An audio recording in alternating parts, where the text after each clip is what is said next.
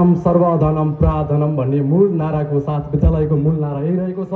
आज विद्यालयको 79औं वार्षिक उत्सव तथा अभिभावक दिवस समारोहका श्रद्धेय सभापति, यस विद्यालय व्यवस्थापन समितिका सभा अध्यक्ष एवं अमरगढी नगरपालिका वडा नम्बर 8 का वडा अध्यक्ष नरबहादुर साकीज्यू, यस कार्यक्रमका प्रमुख अतिथि अमरगढी नगरपालिकाका प्रमुख आदरणीय सर डिल्लीराज जोशीज्यू, उपप्रमुखज्यू, सम्पूर्ण विशिष्ट अतिथिगणहरू, सम्पूर्ण अतिथिगणहरू, विद्यालय व्यवस्थापन समितिका सदस्यहरू, शिक्षक अभिभावक संघका अध्यक्ष सदस्यज्यूहरू, हाम्रो निमन्त्रणालाई स्वीकार गरेर पाल्नुभएका विभिन्न सङ्घ संस्था, नेपाल प्रहरी लगायत विभिन्न सङ्घ संस्था, सम्पूर्ण सङ्घ संस्था, राजनीतिक दल एवं समाजसेवी व्यक्तित्वहरू सम्पूर्णमा विद्यालयको तर्फबाट र एवं म वन विज्ञानको प्रशिक्षक विशाल कोइरालाको तर्फबाट स्वीकार्नुहोस्। नमस्कार नमस्कार नमस्कार। सर्वप्रथम सबैजनालाई यस विद्यालय प्राङ्गणमा यस 79औं वार्षिक उत्सवमा स्वागत गर्न चाहन्छु। स्वागतम स्वागतम स्वागतम र मेरो आफ्नो केही छोटो भनाइहरू राख्दछु। आज हामी निकै एउटा रमाइलो पलमा छौँ, उत्सवको पलमा छौँ। विद्यालयले 78 वसन्त पार गरेर 79औं वसन्तमा प्रवेश गर्दैखेरि विभिन्न आरोह अवरोह उतार चढावहरूका बावजुद आज विद्यालय यस प्राङ्गणमा आइपुगेको छ। हामीले देख्न सक्छौँ हाम्रो अगाडि रङ्गीन चङ्गीन प्याराफिट छ, साइडमा बिल्डिङ छ, माथि बिल्डिङ छ, टक्क लगाएर ड्रेस लगाएर युनिफर्ममा बसेका भाइ बहिनीहरू छन्, विद्यार्थीहरू छन्। यो सबै देख्दै गर्दाखेरि हाम्रो मन ढक्क फुलेर आउँछ, गर्वका साथ छाती फुलेर आउँछ। त्यो हामी सबैलाई छ। यसमा मलाई भन्दा पनि विशेष गरेर तपाईहरूको योगदानको म उच्च कदर गर्न चाहन्छु। 2004 सालमा स्थापना गरेर आज त्यो बेलामा प्रजातन्त्र पनि आएको थिएन। प्रजातन्त्र आउनुभन्दा अगाडि यस विद्यालयलाई जसले स्थापना गर्न ओहो रात्र खटिनु भएको थियो, आफ्नो जान जीवन दाउमा लगाउनु भएको थियो, उहाँहरू सम्पूर्ण प्रति म यहाँबाट अझै पनि हार्दिकता ज्ञापन गर्न चाहन्छु। 2004 सालमा स्थापना भएको कारणले गर्दाखेरि आज यस विद्यालयको विद्यार्थी साथीहरू, अझै भनौँ मेरो त अग्रज हुनुहुन्छ, मेरो अग्रजहरू पिएचडी गर्ने स्थानसम्म पुग्नु भएको छ। त्यसका लागि चाहिँ तत्कालीन व्यवस्थापन समिति, तत्कालीन बुद्धिजीवी वर्गहरू, शिक्षाप्रेमी वर्गहरू र आजको अवस्थासम्म आइपुग्दै गर्दाखेरि हरेक इट्टामा इट्टा थपेर एउटा नयाँ आयाम दिनुहुने सम्पूर्ण व्यक्तित्वहरूलाई म विद्यालय प्रशासनको तर्फबाट, विद्यालय शिक्षकको तर्फबाट र म एक शिक्षकको व्यक्तिगत तर्फबाट पनि हार्दिक नमन अनि कृतज्ञता ज्ञापन गर्न चाहन्छु। आज यस वार्षिक उत्सव भनेको विद्यार्थीहरूको उत्सव हो। वास्तवमा भन्दै पर्दाखेरि म शिक्षकको वा हामी शिक्षक वर्गको भन्दा पनि विद्यार्थीहरूको उत्सव हो। वर्षभरि विद्यार्थीहरूले के कति प्रगति गरे भनेर यसमा चाहिँ हामी समीक्षा गरेको हुन्छौँ, त्यसको उत्सव हो। आज वार्षिक उत्सव मात्रै होइन, अभिभावक दिवस पनि हो। अलिकति मन कता कता खिन्न भयो भन्दाखेरि मैले जुन लेभलमा चाहिँ अभिभावकहरूको उपस्थितिको अपेक्षा गरेको थिएँ त्यस मात्रामा अभिभावकहरूको उपस्थिति मैले पाउन सकेको छैन। त्यस कारणले मेरो यस धोत्रो आवाजलाई जुन ठाउँबाट पनि अभिभावकहरूले सुनिरहनु भएको छ भने सानो एउटा निवेदन गर्न चाहन्छु। शिक्षामा अभिभावकको सबैभन्दा ठुलो भूमिका रहने गर्छ। अभिभावकहरूलाई यस्तो समारोह मात्रै होइन कि अन्य समयमा पनि विद्यालय आएर प्रधानाध्यापक, व्यवस्थापन समिति लगायत हामी सम्पूर्ण शिक्षकहरूलाई घचघचाइदिनु हुन र हाम्रो पढाइ कस्तो भइरहेछ बच्चाहरूको भनेर अनुरोध गरिदिनु हुन पनि अनुरोध गर्न चाहन्छु। अभिभावकहरूलाई यहीँबाट विनम्र अनुरोध गरे। साथसाथै आज मेयर साहब हुनुहुन्छ, यो मौका मैले पक्कै पनि छुटाउनु हुँदैन। यसपालि मलाई सबैभन्दा खुसी केमा लागेको छ भन्दाखेरि यसपालि चाहिँ म विशेष गरी खासै म सरकारको तारिफ त्यति गर्दिनँ।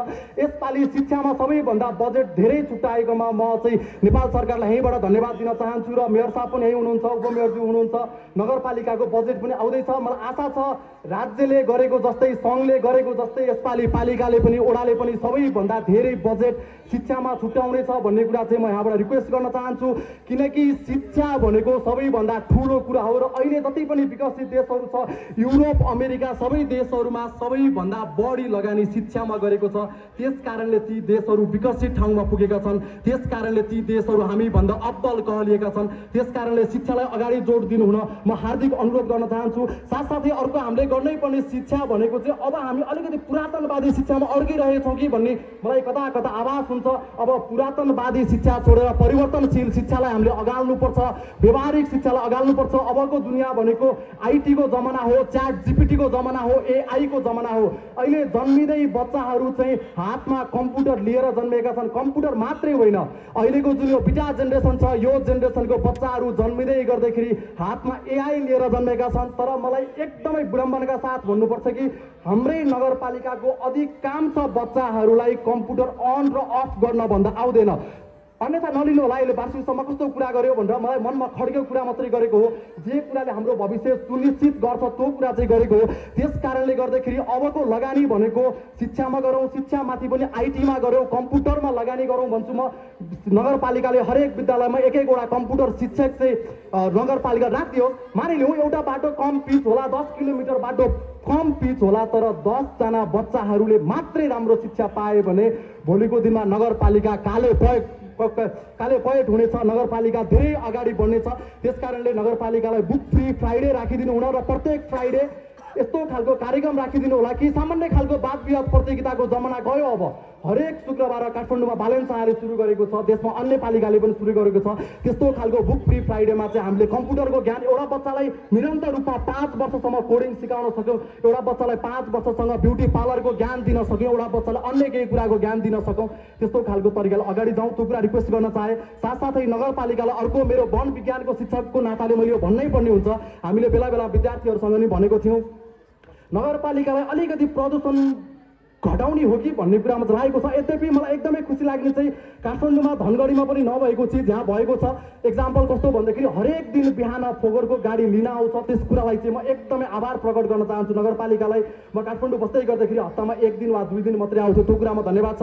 मेरो रिक्वेस्ट भनेको वन विज्ञानको शिक्षकको नाताले वा वन विज्ञानको विद्यार्थीको नाताले भनेको चाहिँ कम्तीमा प्लास्टिकलाई हामी चाहिँ प्रतिबन्धित गर्ने कि भन्ने चाहिँ मेरो रिक्वेस्ट हो।